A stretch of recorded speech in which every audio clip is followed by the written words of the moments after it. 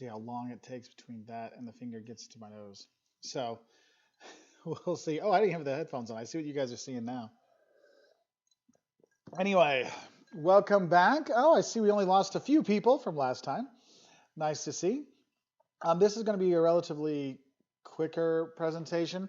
This is one that what we're going to be talking about is digital marketing maturity, really looking at how do firms integrate digital marketing into their overall marketing, but into their overall business kind of push. Because not everybody is all in on social media. Not everybody is in on, fully in on digital and integrating everything. And that's okay.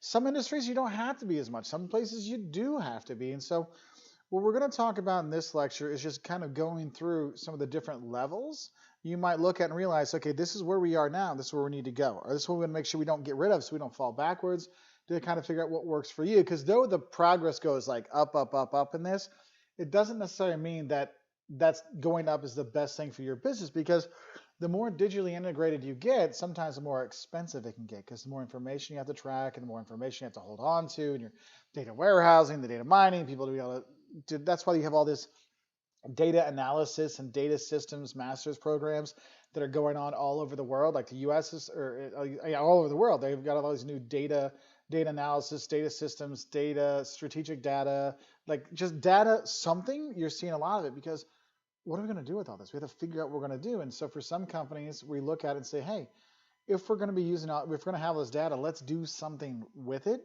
And so we're looking at digital marketing maturity. We're looking at how much data we're going to be using, but also how much in terms of how much, how integrated is digital marketing going to be in our overall marketing overall, okay?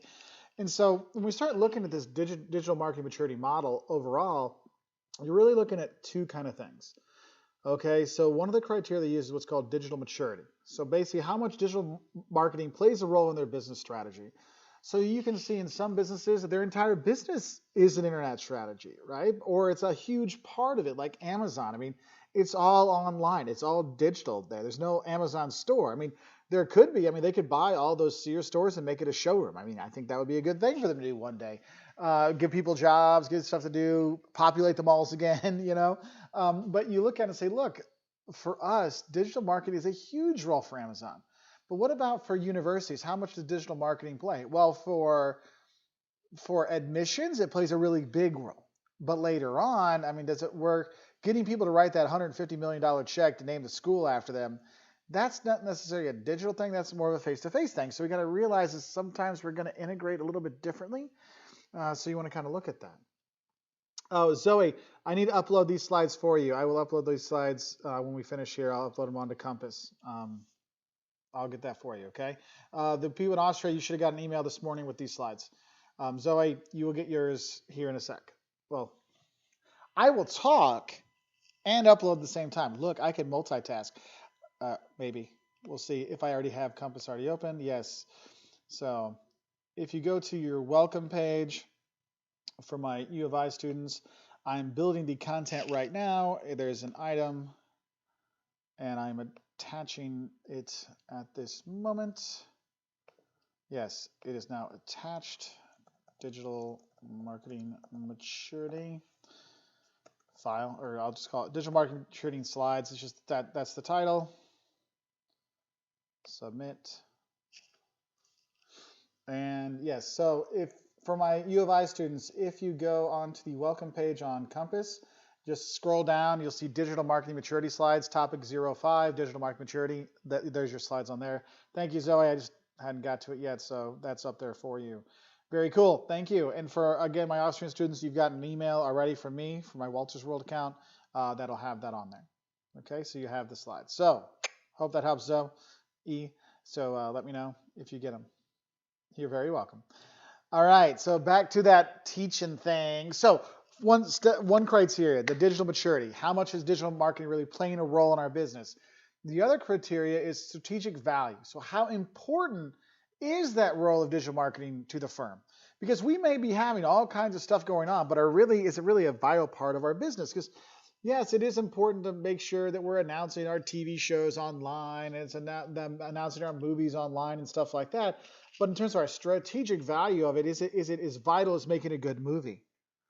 Well, it's if people don't know the movie's out there via digital, it's going to be a problem. So it's still kind of important. But no, our real business thing is like, look, we still got to make the really great movie part of it before we can really be successful. So you have these two kind of views of things, in terms of like how much we're doing, and then how important it is to us, right? Because it's like when you have your to-do list. You have your to-do list. There's all the stuff I have to do, but there's some stuff that's more important than others. Like, okay, I need to clean everything in the apartment, but most importantly, I got to clean out that bathroom because ew, that's gross, right? So you kind of have that. So you have to think about these things, and there's let's see, I think there's like 6 or 7 different like levels of maturity. And I don't want you to think that you're doing anything wrong if you're not at the highest one, because the highest one is not really attainable for many businesses, or in the top few aren't. But I just want you to kind of get an idea. And so we start with what they call the initiative, or initiate. When you initiate, because I can read my own slides, it's going to be one of those days. Initiate, it's the really first steps. When your first time you're getting online, and we're talking you just have the basics, like you have a website. And that's it. And the thing is, if all you have is a website, how many of you have seen businesses that they literally, the website is like, you try to scroll, it doesn't scroll. Like, what is this? It's just that. It's like Bob's Barber, hours, 9 to 5, Monday through Friday on Main Street. I mean, that's it. You're like, what is this? Now, the thing is, when you're in this first page, it really is just the basics. You're not using it to grow business. You're not using it to learn the in-depth nature of your competitors or your customers or anything. What you're doing, your whole objective of this is just, we want to have an informational web presence out there. We just want to make sure people know that we exist. I mean, how many times have you looked for a restaurant or you look for a place and they don't have a website? You're like, are they real? We have a Facebook page. No. Are they real? Like, they don't have a website. Are they an actual business? And you ask yourself these questions sometimes. And so in this initiate phase, you're really just starting with that. We just have a web presence. The website will have the opening hours, basic information on our products and services. It might just be like, we are Mark's Diner. We're open 9 to 5, and here's some pictures of our food and our menu, and that's it. We're just giving out the information. We're not taking reservations. We don't do Grubhub. We're just, there you go. That's all we have. Okay, and so when you do that, you have these basic objectives. And the thing that's funny is this initiate phase. Some companies get way past this, but they mess up in the very first thing. Because you have to think about it. When people go to your website, they want the basic information too. Like, do you tell people how to get a hold of you? Do you tell people how they can buy, where they can find your products? These basic things, you need to have that information on all levels. No matter how far you get with digital marketing, these basic questions still need to be answered. Like, when does the class start? Thank you. So we have to think about these things, all right? So when we're looking at that in this initiate phase, like the kind of typical key performance measures you're going to be looking at, or KPIs, is one is just looking at the traffic to your website. Is it going up or is it going down? Like, are more people visiting or not? I mean, that's what you're seeing. It's like, oh, more people are looking at the website, so that means business is going to be going better. If you look at it in terms of how they forecast movie openings, they'll look at what's called the Internet Movie Database, IMDb, website visits. And they've seen a correlation. Oh, the more visits that the IMDb website has about this movie, the better it does. And so they'll compare and say, oh, well, this movie is getting as many hits as the original Frozen was. So the original Frozen made $170 million. I don't know how much it made, but like $170 million its first weekend. So we think they'll be around that area. And that's the thing. It's really kind of basic kind of stuff. You're looking for some correlation. So it's going up, it's going down. People are visiting, people aren't visiting. You get that. Probably the other kind of indicator, other thing you're kind of looking to do when you have just the basics is you might be doing is creating an email list for potential clients. You're just trying to figure out is who could be our people we could be contacted? Who could we send emails to? Who could be the people? Who are the people that are saying, yes, I would like some more information? Creating that list, that email list, some YouTubers, they make their money just selling their the fact that they have that email list. Like, look, I can be in contact with 200,000 people that love travel, like that on my list. And that's why those sponsors will pay big money for it because they're like, hey, you've got that connection, you've got that email list. Because we'll talk about in email marketing 2 weeks from now. We'll talk about how email marketing, one of the things is the quality of the list. Because you might buy a list of emails, but are they good? Are they? I mean, if you give me a Yahoo account, I'm like, I don't think anyone's gotten that anymore. But then what was weird is I had a bunch of students the last couple of years that have Yahoo accounts. I'm like, what? I didn't know they still existed. What's going on here? But in general, this initiate phase, this starting off thing, it's just those first basic steps online. You just got a website and that's it, okay? And it's just information. There's that. And I know some people, that's really hard to even start them there, even though people know, like, I have to have a website, we got to do something. They don't even get that far. You got to get that far. You got to at least have some kind of web presence out there, okay? Now, the next thing we look at is when we start to branch out. Because first you start with the website, and then, hey, we need to get some of them social media pages, right? We need to have Facebook. We need to have Twitter or Instagram or something. And the Radiate phase really looks at really starting to get you social, okay? And so we start changing what we're really looking for because, when it's just a website, we're just informing people. We're not communicating, we're just projecting. We're just saying this is when we're open. This is when we're open. Now we're like, hey, yes, we have this when we're open, and when do you want to come visit? Because we can make it set up for you. You start having a little bit more user-centered content, stuff that's more for them, so you can have that interaction with them, okay?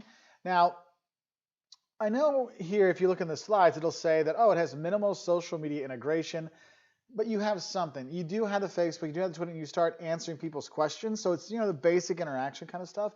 You're doing that. Okay, so you got the website, now we got some social media. Now, we're not really pushing it, we're not maybe having a whole social media plan, but we have it, it's out there, so people do want to know. So we might be announcing, special holiday hours, here's our stuff there. It's because some people will find that's where they're going to go look for like the latest updates. Like during COVID, you're like, are they open? Are they doing curbside? What's going on? Do they have delivery?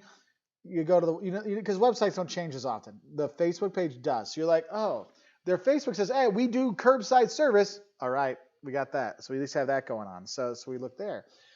And the thing is, when you get to this radiate phase, your key performance indicators change a little bit, but you're still looking at traffic. But the thing is, instead of just looking at your website traffic, you're looking at your Facebook traffic, your Twitter traffic, your YouTube traffic. And what you're trying to do here is just try to get more people onto the YouTube channel or more people onto that Facebook one. It's not necessarily developing a whole plan to interact and create a community. It's just more, we want to get more people.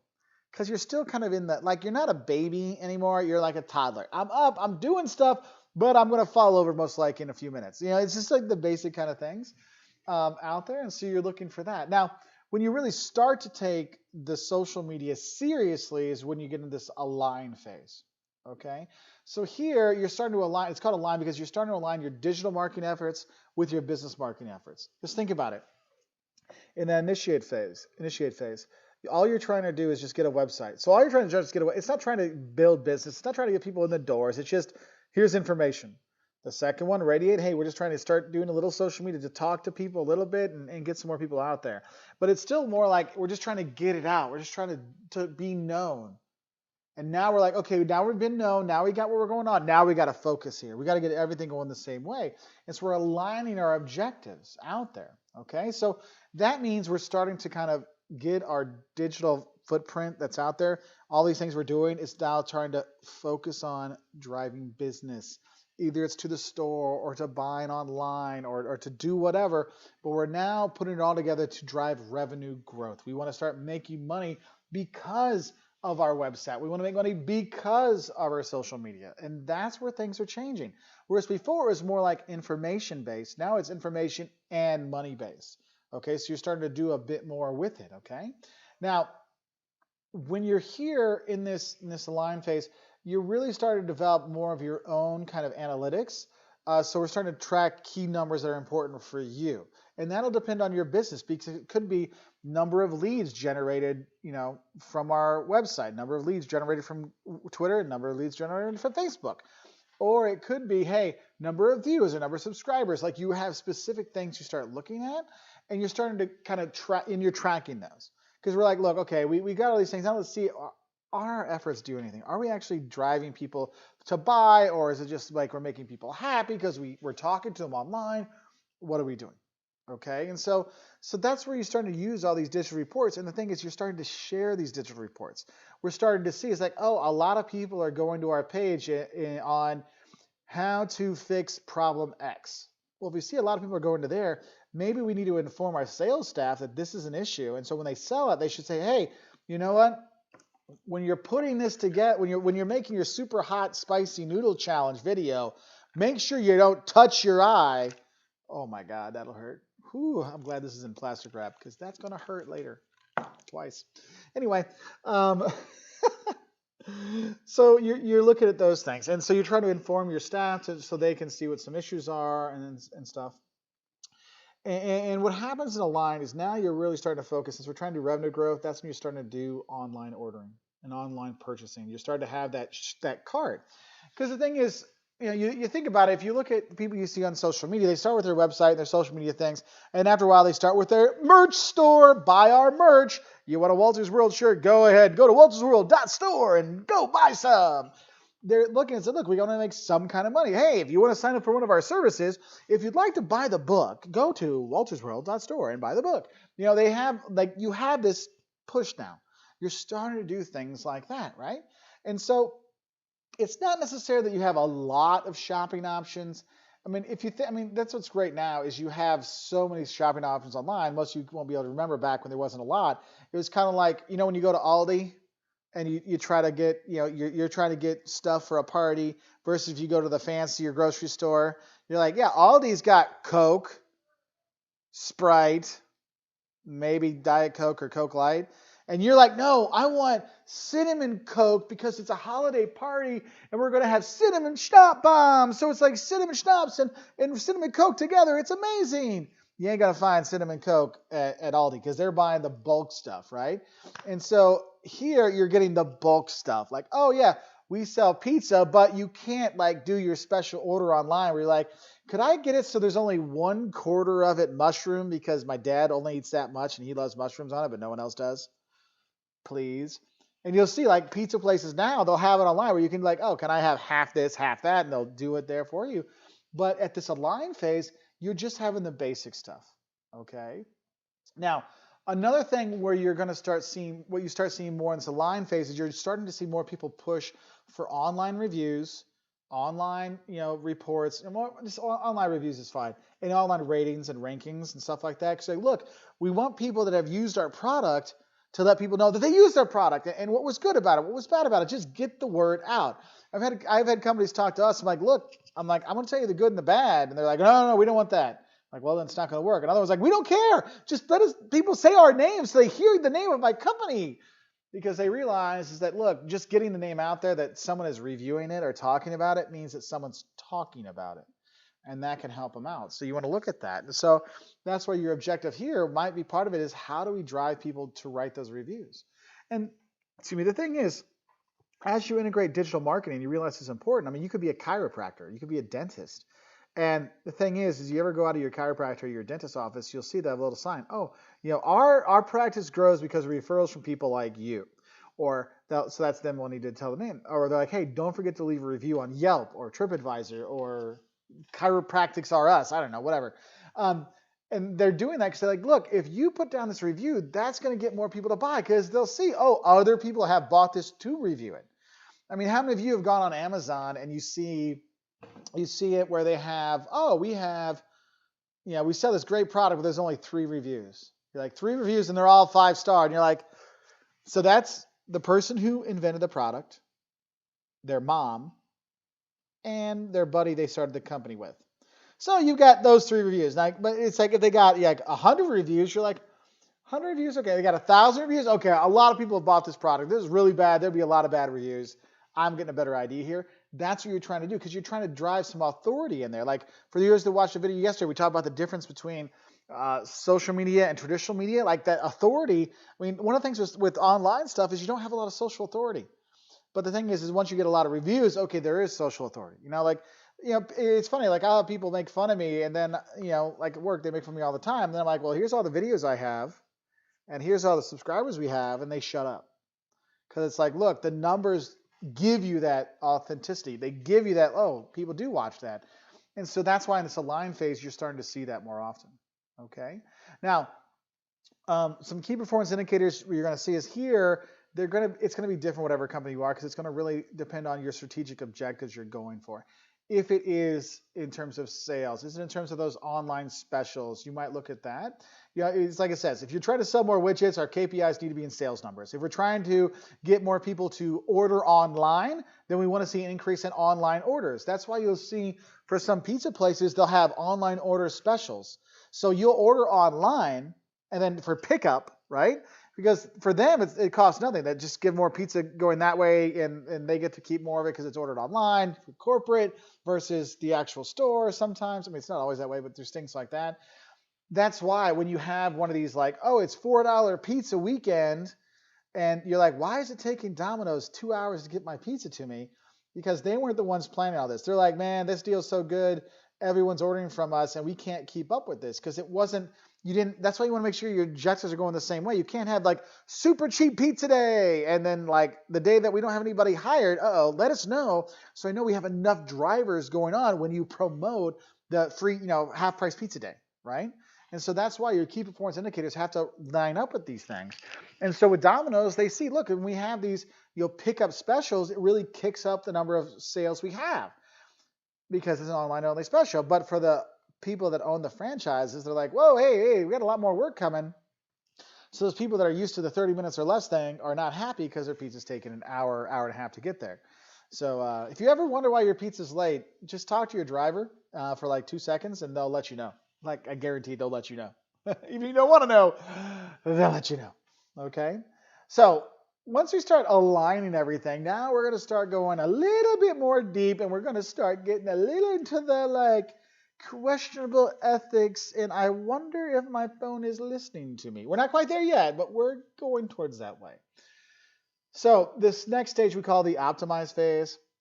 And here we're using digital marketing to strengthen engagement and interaction with our clients. So we're actually now integrating more of the social media stuff to make sure we're becoming more friends and connected with our clients. It's no longer just a helpful thing.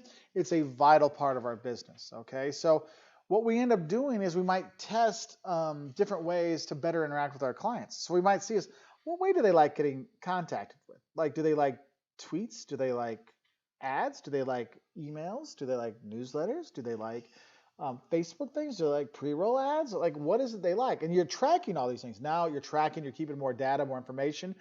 That costs more money. So this is why you see people start stopping here, because you're like, wait, now I'm going to start spending some real money to track all these things. And so you might have that, and you're just trying to figure out a better way to just what gets people to interact. Like, we look at that poll I had on the Wolters World channel. It was like when I realized, look, if I do a poll, 1.6 thousand votes now. It's still 42% Europe that want to go from our talk before. But we start to see, it's like, wait, that poll, 1.6 thousand votes, 78 likes, 21 comments. The just sharing a video one, 40 likes and 3 comments. You're like, oh, wow. And then if there's one, 43 and no comments, you're like, okay, I'm seeing now that if I want to get interaction, if I want to get people to notice things, I got to put up the poll. Also, pictures do those things too, just putting things out there. Like inspirational post is one thing, but a visual with the inspirational post, more likely to get shared, right? So we're starting to see, and we're testing these things out to see what works. And that's where we talk about A/B testing and variant testing. I think that video will be for Tuesday or Wednesday next week. I have a video that goes through that. But when you're looking at A/B testing is just either or. Like, which one works better? Which would you click on? It's kind of like you're trying to think of the thumbnail. Do we have for our spicy noodle challenge? Do we have the thumbnail is just the spicy noodles, or is it like me with the spicy noodles, or is it me like, like it's so hot? You have to think about that. Like, what gets people to click?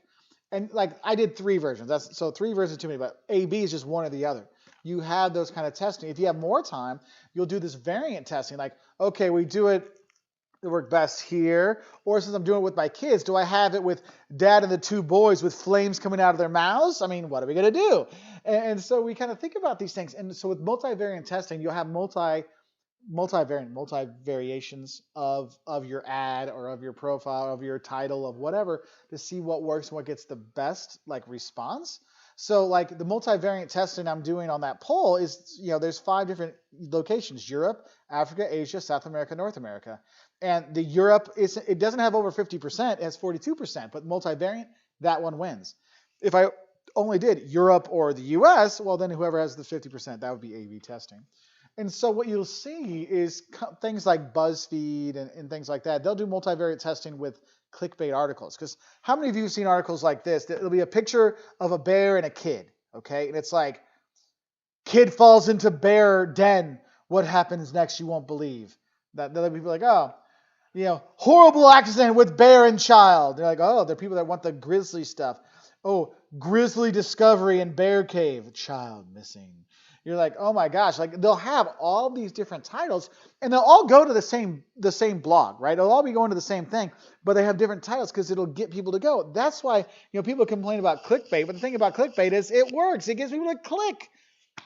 And so you have to think about that. And so if we get people to go, whether it is the people that are trying to figure out like, oh, did the kid get eaten by the bear? Or did the bear become friends? Or the bear start juggling with the kid? We don't know. I want to find out. We can have all these different answers, all these different things, or all these different titles for the article that people see that goes that same article. See, that's the one that works best. And that's why those clickbait articles, the whole like, how many of you seen this on Facebook or Instagram or whatever, where it's like, oh, your favorite Disney stars of yesterday, what do they look like today? You'll never recognize who number 7 is. Why don't they say number 1? Why is it the picture that they show is never the first one? It's like the 5th or 10th one down. Why is that? Well, because they know, hey, I've got to give you that option will get you to click on there. And if you see it's like Britney Spears, you're like, oh, I wonder what she looks like these days. And you're like, oh, you get, first it's Christina Aguilera, then it's, Justin Timberlake, and then it's, the next one, you're like, oh, I forgot about that one.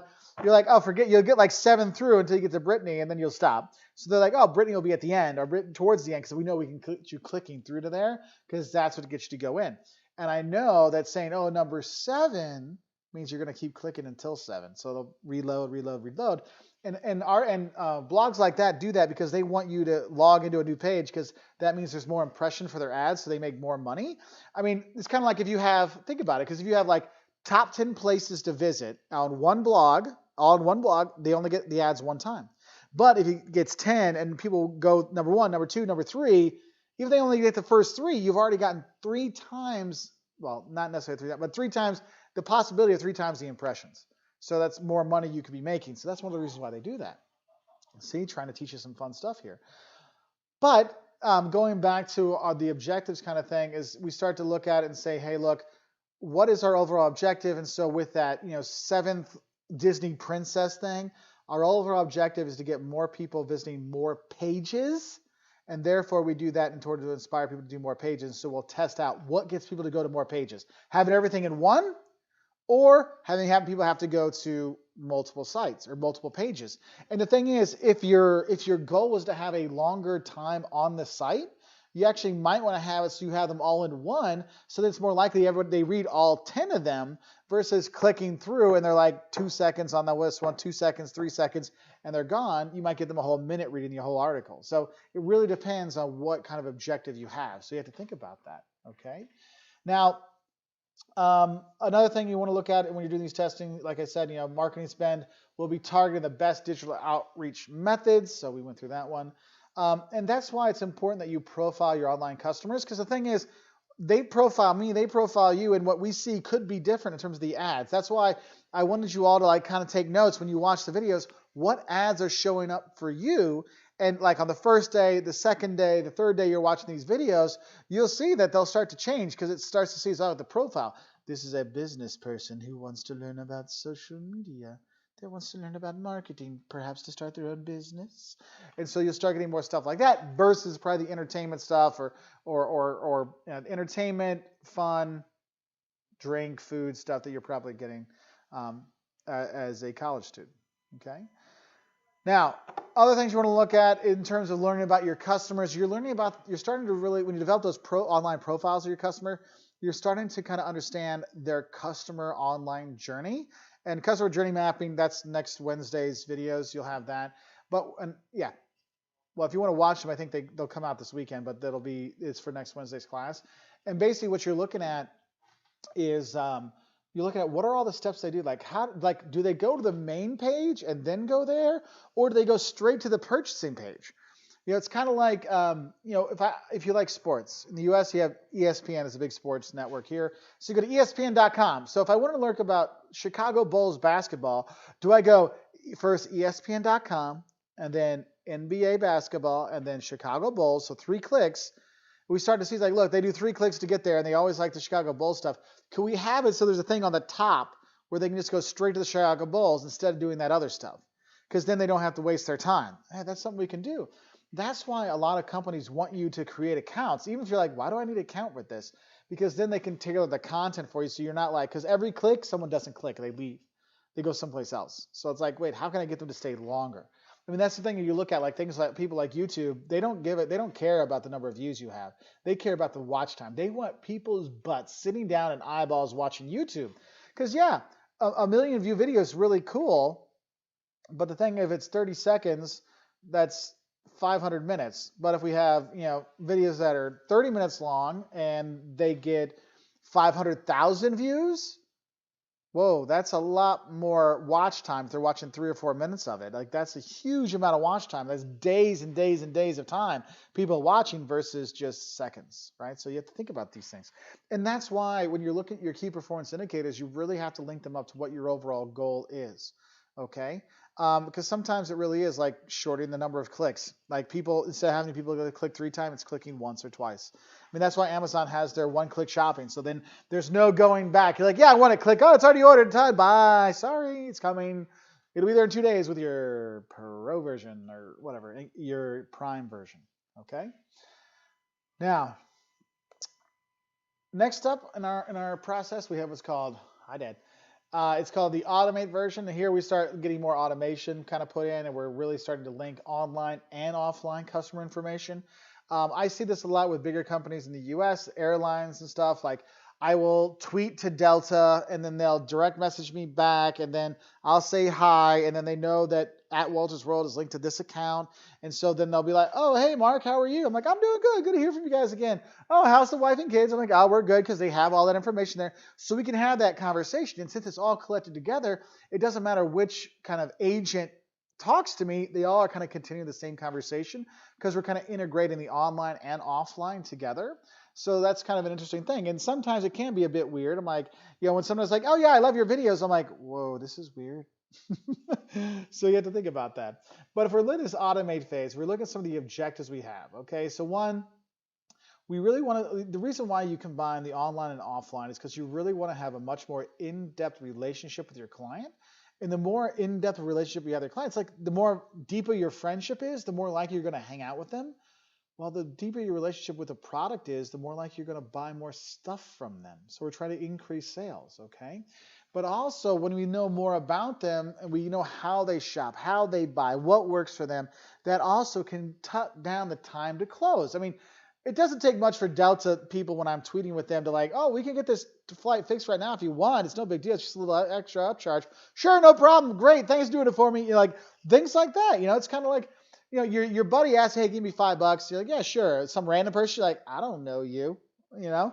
And so you look at that. That's why I want to develop these relationships and do more and more, okay? And what'll happen is we're switched away from what's called multi-channel to what we call cross-channel communication. So multi-channel, yeah, we have multi-channels. I talk to them on Twitter. I talk to them on the phone. I talk to them in person. I talk to them on Facebook. But they're all kind of separate, right? But what happens when you have this cross-channel communication, now it's like how I do with Delta. I will tweet at them. I'll start with Twitter, and then we'll get on a phone call, and then they'll send me an email, and then they'll say thank you via Twitter. And so it's like, wow, we've had the same conversation, but crossing over multiple communication tactics or multiple communication options. And so that's what's really cool about it, right? And that helps. It's like your friends. Your friends, like, how many of you will talk to your friend in class, but then you'll text them in class as well because you don't want to get in trouble, right? I mean, I've been at get-togethers with my wife, and we're sitting on the couch together, or like she's in the seat over there, and I'm here talking, and I'm like texting. I'm like, I'm not gonna say this out loud. I'm like, we need to go. It's like it's time to go. You do those things. Just like, you know what? I need to have multiple options because I can't talk that way, or you want to figure out what works best. And it's not like it's a different conversation. You're continuing that conversation versus different things. Like, have you ever looked on your not comments? You ever look at your text messages and stuff, and when you look at your text messages, the numbers, like, you're like, what was this conversation I was talking about? And you're like, what happened here? Like, this is going on, then it stopped. Oh, they called, we did this, gotcha. So you're doing these things that it's kind of like it's all going over. But for a business, you got to make sure you can track that this was where the Twitter feed cut off. Here's where the text messages start. Here's where the phone call was. You're starting to do that here, so you can have really a better cross-channel kind of thing. So Marita asks, so it's actually not really an advantage to have YouTube Premium, right? Not really. The only thing that's better about that is you don't have the ads. And as much as people like to think when Premium came out on YouTube, it was called YouTube Red. And I remember they like, oh my God, all the YouTube help guides and stuff were like, this is a game changer. YouTube is saying this could double your income. And I'm like, yeah, I don't know about that. Like, that's one of the things. If you give people stuff for free, they're going to expect it to always be free. Like YouTube TV, I'm like, what? Why? I already got YouTube. Like, what's the extra benefit? Oh, it has live TV as well. I'm like, yeah, I watch Netflix. No. And so the premium one, the only thing that's the advantage there is I wouldn't have the commercials. But for me as a marketer, I want to see what commercials show up beforehand. Like, I want to see what are they putting out there? Because I can learn a lot. Like, I mean, I have half the mind to put together a video just making fun of all the bad, like, I'm going to make you money. We've got the great way to make money. You're totally going to do this. I mean, I'm like, oh my God, you guys are all so horrible. Because there's like the guy's got his eyes are open real big and he's like, I'm going to teach you how to do this. But it's not that eyes are big. He just never blinks. I'm like, dude, blink, you're scaring me. Or I'm not going to show you my 5,000 cars as they walk by his 5,000 cars or my tennis court. Yeah, you can make fun of these things all the time. But it's like, look, I want to see those things. And so basically all Premium does, it saves you that 5 seconds so you can click skip ad. Okay. So yeah, there you go, Marita. Sorry. But you're right. Yeah, exactly. Anyway, going back to our automate and looking at some of these things. Another thing you might look at is as you get more automated, you can have the automatic responses. So, and it's not just like the robocall stuff, but it's some of these things you can do. Like, you don't understand how many times when you're talking to an agent, you're really just talking to a computer that sends you stuff. It's kind of like how many of you have called to pay a bill and it's like a human voice, but it's pre-recorded and they're like, hold on, give me a second. And they make the typing sound. I'm like, you're a computer. Why are you doing this? Why? Because they know that, look, this kind of works better. Okay. Now, some other things you're going to do in this automated phase is you're going to start using some targeted emails based on the user's interaction. So this goes to when I'm looking up flights to Japan, all of a sudden I get emails from Delta about Japan and China and Asia trips, right? Or when you're looking up things like when you're looking at watching YouTube videos and you watch a lot of business YouTube videos, they start targeting those ads to business content.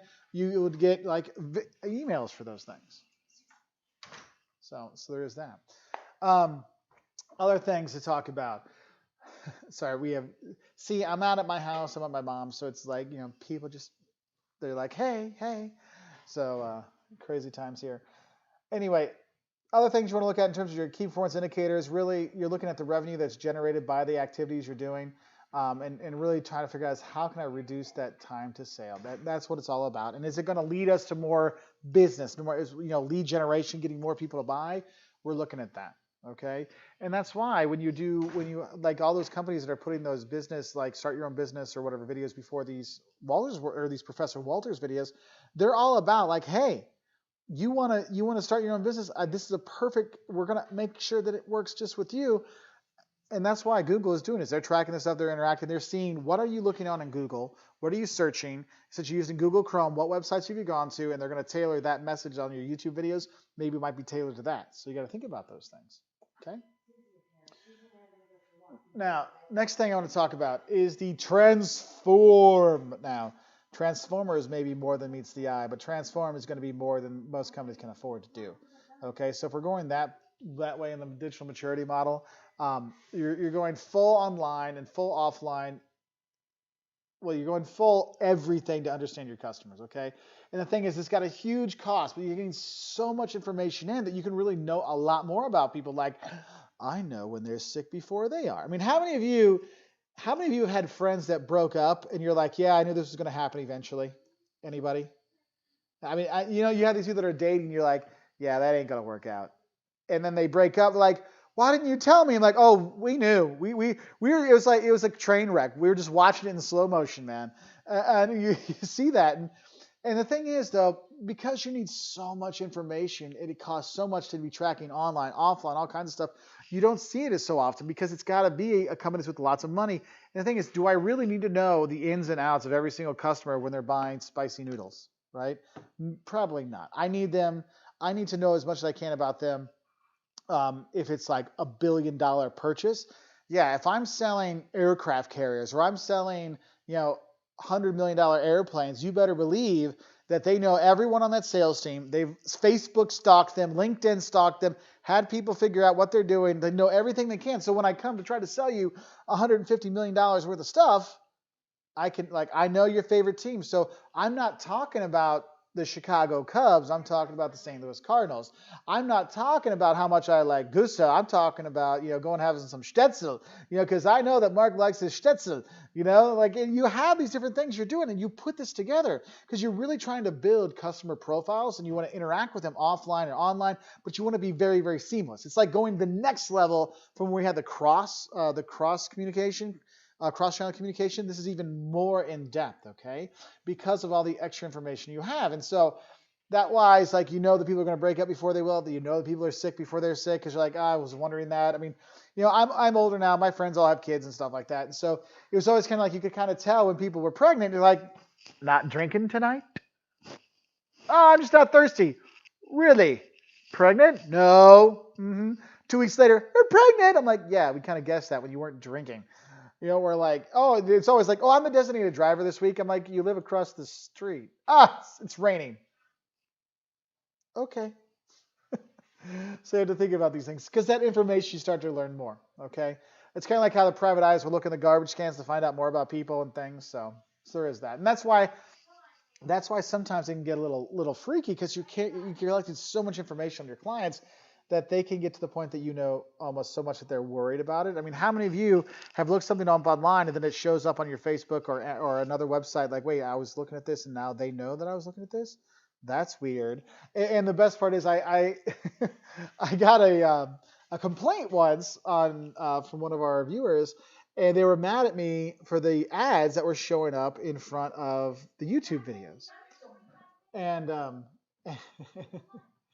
And hold on one sec. Guys. Come on, let's go. Guys, I'm on the thing. Come on, Caleb. Trying to get a 13-year-old to go outside. So, if you could tell, Mike. Anyway, so, yeah, sorry, I lost my train of thought there. I'm sorry. It's okay. Did you catch that, finger? Anyway, when you're looking at a full transformation, what you start to see is, since you're collecting all this stuff, is when there's data breaches and stuff like that, people really get turned off. They really are like, hey, wait, you had all this information on me. Why did you have all this information on me? What were you doing before? How did you make this? And the thing is, people don't realize is all those apps you have on your phone, they have that information. They're sharing they get all that stuff because you clicked OK because I want to play a game or something like that. So that's how you can start collecting a lot of stuff to really figure things out. And so when you're doing this because you want to really have the most targeted ads possible so it can actually help people out. And the thing is, targeted ads do help. That's why banner ads and stuff like that have been working so much better for effectiveness, because now that we know so much more about people, we're not like sending you a general ad of buy a plane ticket. It's like, no, buy a plane ticket to Vienna because you want to go to Vienna, and you've talked about going to Vienna, and you've been searching on videos about Vienna, and so you're doing that. Okay. Now your key performance indicators you have here, they really start looking at your cross-channel goals and objectives. You have a lot more integration here and doing things like that. So we're looking in there, and that's why you're going to have a lot more of your databases put together in that. All right. And so then the last thing I want to look at is this the lifetime customers. And so this is, I don't know, this is not really super realistic, but what you're looking at is we're trying to have all this information collected, multi-platforms, cross-channel, fully integrated. This is that perfect little, like, we live in the Jetsons age where it says, I'm hungry, you push a button, it gives you your favorite food. And the thing is when we're trying to do this and know as much as we can about people, you use your search and optimization, using your analytics, using all this data set you have to really understand that customer in their whole lifetime, their whole process. And so you know that right now, yeah, I'm dealing with a 13-year-old that is not being very nice to his mom. And then, or at least not going out to play or when we have friends and stuff, to, I know that they know that, oh, that means in 4 years he's going to be in college. So maybe we need to have different stuff here to plan that way.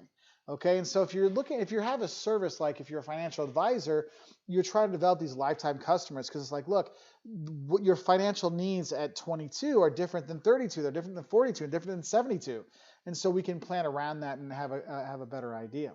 Okay, so when we do this marketing maturity model, is we just do this to really understand where we are as a firm in terms of our digital maturity, in terms of what's going on.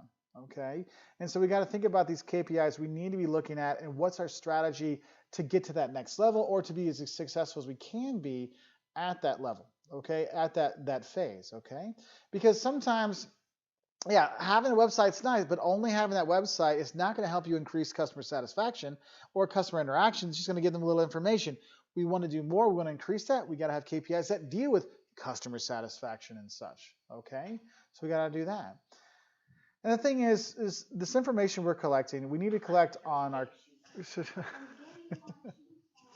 go.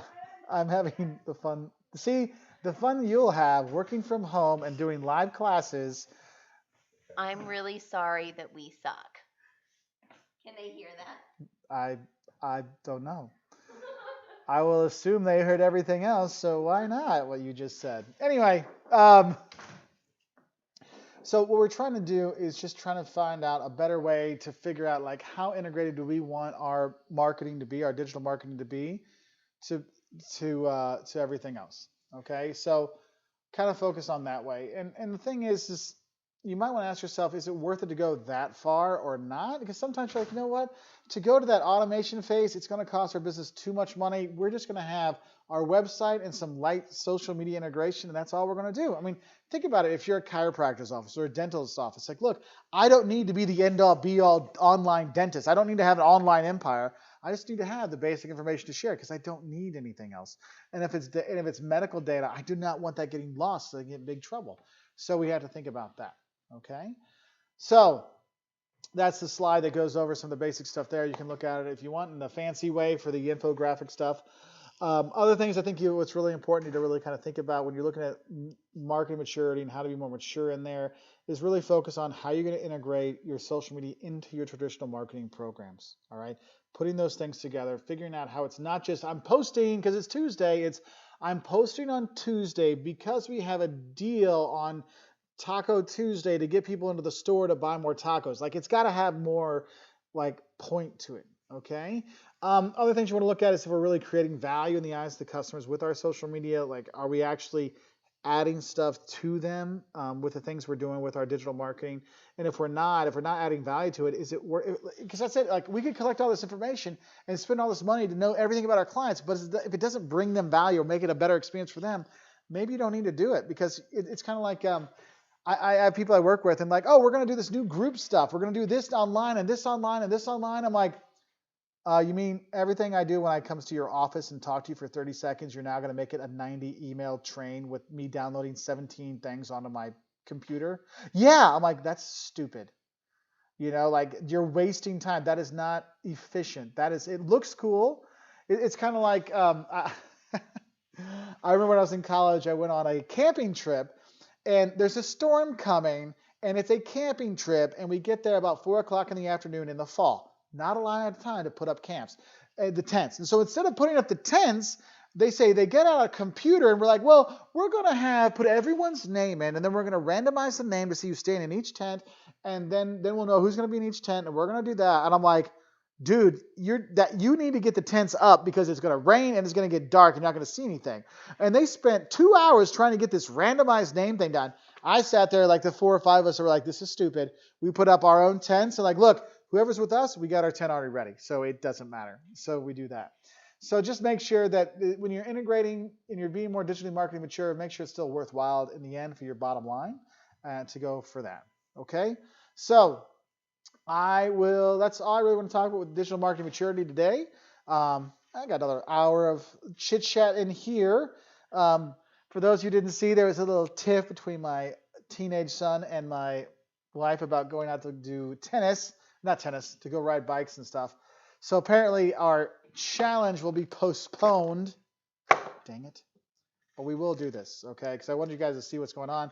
If we do it later today, I'll film some of the stuff so you guys can see and like kind of walk through what it's like to try to set stuff up so we can talk about that. So when we go into the content creation, you can see what content creation is. Or we'll have some other thing. I'll do a content creation so you guys can kind of see a live action kind of thing. So let me know if that sounds good for you. If you have any questions, concerns, or comments, please let me know because I'm here for a bit. Otherwise, I will sign off for today. And you'll have a lot more YouTube videos next week. And that's why these live classes are shorter than we would have face-to-face. Because all the stuff I've been doing, really, this is stuff that you guys would be interacting with me. We'd be doing stuff and activities. So like this 2.5 hours we've been online, this would have been about a 4-hour class of stuff. So there is that. But anybody have anything to say? Anybody? Nobody? They're like, we don't care. We're good, Mark. Thanks. All right. Well, for the 13 of you that are still online, I wish you all the best. I say thank you for a wonderful day, and I'm glad we could do a few videos together. I will see you all on Tuesday. So today's homework, for those of you that were wondering what today's homework was, as my other son is wandering around, my internet that is so slow. It's so slow. Oh, and there's no internet on that one. Oh, there it goes. Lovely. So for the homework that are going to be due, everything has to be in by Monday. You can just write it up in a Word doc and send it to me. That's fine. You have send me your social media sign-ups, so like your Twitter, Facebook, LinkedIn stuff, so I have those. The social media mission statement, so you develop that social media mission statement for any business you want. If you have a business you work for, you can do that. It's totally fine. We'll do that. The social media analysis, so that's today. So what you're going to do is you're going to, with that business you did the social media mission statement for, I want you to analyze their social media platforms. What are they on? What are they doing? What are the kind of posts they have? Who's their typical audience? Just get a feel of what you think they're doing to give kind of an assessment. You're doing the assessment part of the social media plan, assessing where they are now. Okay? So I wish you all a fantastic weekend and enjoy. And thank you everybody for being a part. And I'm sorry we didn't get to the spicy noodle challenge, but we will. Oh, we will. And then because my son's like mad at me because we didn't do it. And now I'm like, it's time to do it. No, it's not there. So fun stuff. Anyway, talk to you later. Bye, everybody.